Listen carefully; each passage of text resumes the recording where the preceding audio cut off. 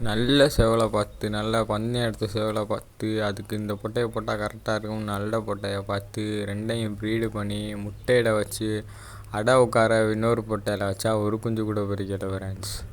அது ஏன்னா என்னோடய தப்பு தான் ஃப்ரெண்ட்ஸ். அந்த முட்டையிட்ட கோழி அடை உட்காரல. அதோட வேறு கோழிக்காண்டி வெயிட் பண்ணிக்கிட்டே இருக்கிறதுனால நாள் டைம் ஆயிடுச்சு. எல்லா முட்டையுமே கூமுட்டை ஆயிடுச்சு, எதுவுமே பொரிக்கலை. அப்போயும் நம்ம அண்ணன் சொன்னாப்புல, வேணாடா தம்பி அடை வைக்காத, இது எப்படியும் ஃபெயிலியராக தான் ஆகும்னு. நான் தான் கேட்காம ஒரு குஞ்சாவது பொரிச்சாலும் பரவாயில்ல அண்ணே, நான் காப்பாற்றி கொண்டு வந்துடுறேனே அந்த லைனேஜை அப்படின்னு சொன்னேன். ஆனால் அது எதுவுமே நடக்கலை ஃப்ரெண்ட்ஸ். சேவக்கோழி ப்ரீடு பண்ணுற எல்லா நண்பர்களுமே இந்த இடத்த தாண்டி தான் வந்திருப்பீங்க.